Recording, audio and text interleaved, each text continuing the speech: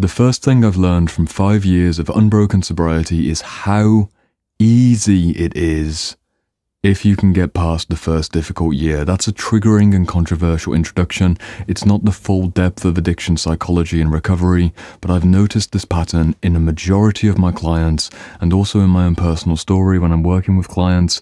If they have the 4 months of sobriety, which I require for mentorship, it's much more likely that they're going to continue for the full year. And when I check in with them years later, they're still sober, because that first difficult year is really the obstacle you need to overcome. If you can get past those first 12 months of detoxing and changing your internal identity and the way that you relate to the outer world, you will experience better.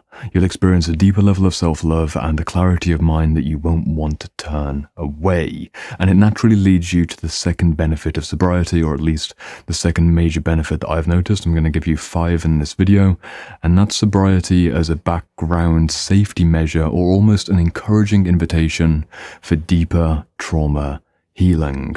I wasn't able to go into my childhood history, my unresolved issues around dissociation or body dysmorphia, or otherwise depressive and quite dark mental spaces, until I started to stay sober. And what I mean by that is that trauma healing and many of the books I recommend on this channel are fantastic for anyone at any stage in their journey. You can learn how to deal with unexpressed emotions and work through those old wounded places, no matter if you're sober, sober curious, or drinking on a daily basis.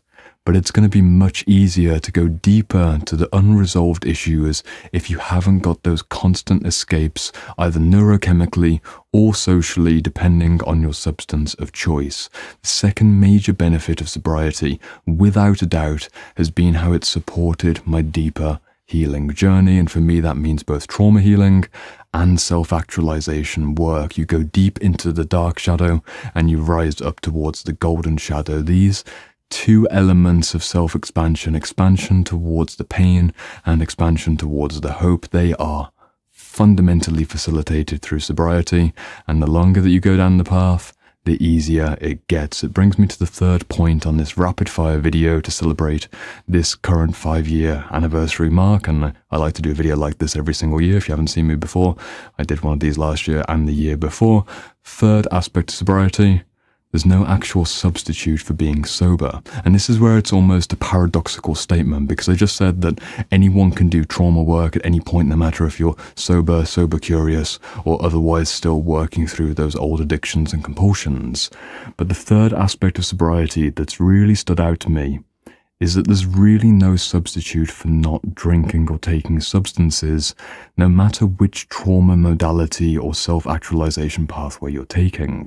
You can work with a somatic therapist or a bioenergetic therapist, you can do internal family systems or Jungian shadow work, you can do your cognitive behavioral therapy, or maybe you're going down a more classic self-development, ice bath and healthy diet and maintaining good social connections. You can do all of these things, but they're never going to quite work the same way as not poisoning and polluting your body on a weekly basis. You can stack up the healthy therapeutic modalities, and what's interesting about the various modalities is that they're almost interchangeable. You can go with dance therapy or martial arts therapy or somatic therapy with a practitioner where you're focused on cathartic gestures. All of those are interchangeable versions for body-based healing. You can go with different imaginal or conversational healing modalities, or you can go with different self-development habits, and they can almost be plugged in and unplugged depending on your preferences. But preference doesn't really matter when it comes to maintaining sobriety. For me personally, it's been increasingly obvious, the deeper that I've gone into this journey, that there's really no substitute for sobriety.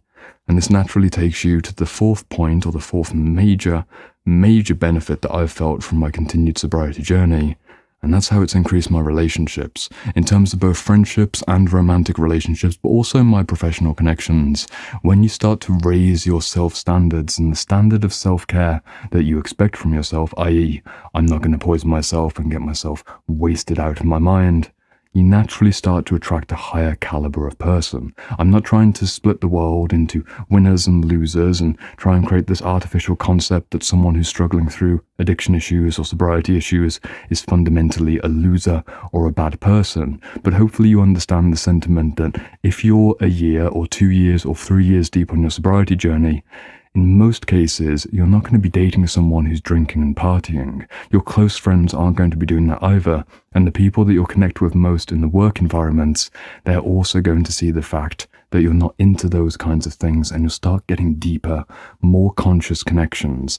I have seen this pattern get better and better and better the deeper I go into my sobriety journey. At the very beginning, that first year, you've got all of these awkward moments of kind of re-navigating old friendships of people you used to go and drink with, or trying to understand how to navigate your 90-day streak with the invitation to go out and celebrate a friend's birthday, and like, do I change this now? Do I stay sober? Do I go and like have a drink just this one time and be mostly sober? You have all these little moments of conversation, but when it becomes a lifestyle and you know on the inside just how beneficial it is to maintain your sobriety, it almost becomes a non-conversation. At this point in my life, in terms of friendship and romantic connections and business connections, I try not to bring too much of my personal life out on the internet because I'm a semi-public figure, and I believe that some things should be kept private, especially as we go towards an age of surveillance and artificial technology. Just be careful if you're sharing your children and your family on the internet, where that might go. If you're in a position of public spotlight, just watch out for it. A little bit of an aside, just be careful there. To not share too much information about my personal life. Every single relationship across the board has improved because I improved my own boundaries. And this takes us to the final point of the 5 lessons learned from 5 years sobriety. It's about boundaries, but fundamentally, it's about consistency and focus. You might be surprised, or in fact probably completely unsurprised, to realize that if you've seen me before and I say I've spent the last 4 years researching psychology and trauma and self-actualization, that if you add the numbers up, I've been sober during this whole library building process. And to take it a level deeper, for any men who might be listening, I've also got 4 years of unbroken retention. In terms of solo practice, and also still being romantically engaged, I'm not releasing that energy. 4 years unbroken from the winter solstice in 2019 until now at the time of recording. It took me many years to figure out that self-healing pathway. But if you understand the depths of that energetic possibility, keeping all that energy inside yourself, stacking it in with sobriety, and then stacking it into a directional work ethic, I could build this library. I've been able to read consistently and focus for 4 to 6 hours per day for 4 years straight, almost every day, while building a business, while building a client load, while building my body. During this time period, I bulked up from, I think, 78 kilograms to 90 kilograms over the last 4 years or so. Gained skills like muscle-ups and handstand push-ups. It all interweaves, but we're getting into a very generic self-development moment here. What I want to make a bit of a more nuanced point towards is, if you have sobriety, maintained consistent sobriety, at the most simple level, you say no to all of the distractions. You're not going out partying, you're not wasting your money. At a deeper energetic level, you unlock an ability to focus and commit yourself to boring, steady, mundane practices for multiple month timelines without just falling off and needing to go get an escape and go and get, high or otherwise messed up on some substance every single month. You sacrifice that escape route and you go into a level of devotional work ethic which feels very self-fulfilling. I have loved that there's this overlap between saying no to substances, saying no to very unconscious sensuality patterns, and saying yes to deep study, and they all overlap, and my life has improved year on year as a result of just continuing the same basic boundaries. I try to avoid talking about sobriety and retention and my work ethic too often in terms of like mysticizing them all, because I do think it's just very boring fundamentally in the best way possible. It's a boring way to live, but it's a deep way to live because you're not saying yes to too many things at once. You're not always looking for the next best thing. You're not chasing stimulation and novelty.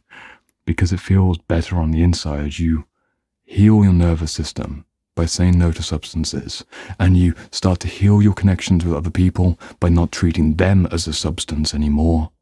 And your sobriety really unlocks a level of sophistication which can feel so subtly illuminating. And this is where I maybe get a bit mystical to celebrate 5 years, and I maybe let myself feel for the first time in real time that I've achieved 5 years of sobriety, and it's been one of the best decisions of my life. You can see the smile on my face. I'm happy that I've done this, and I don't know how long I'll continue this. I imagine I'll get to at least a decade, maybe when I have a family in the future, or maybe some moment in my middle age I'll enjoy a glass of nice organic wine on my farm. Maybe. I'm open to it. I'm not rigid and dogmatic, but the principle of sobriety, the principle of clarity of mind and devotion of time, that all comes together in a truly nourishing way. I haven't touched upon the deeper addiction psychology. I know those first 30 to 90 days can be really difficult. There's so much trauma there. I've read the books, I've gone there myself, I've worked with clients. I'm trying to make this more of a celebratory, aspirational video. If you haven't yet committed to trying sobriety for the next 3 months, 6 months, or 12 months, just know that it is the best decision of my life, and it will really, really improve your own relationship with yourself. If you're feeling low self-esteem, if you feel like you haven't got much of a purpose on the planet and you're struggling to connect with people in a heart-based way, see what happens when you start treating yourself better, when you break the conditioning of what's fun and you really look towards a deeper meaning of actually what does feel good. Probably treating myself well and probably honoring my intelligence and using those hours in the day for something which is generative rather than destructive. It's a worthwhile effort, and I'll see you over in the next video, which will be fueled by the 5th year of sobriety. Focus, clarity, and a beautiful feeling to share with the world. I recommend you try it.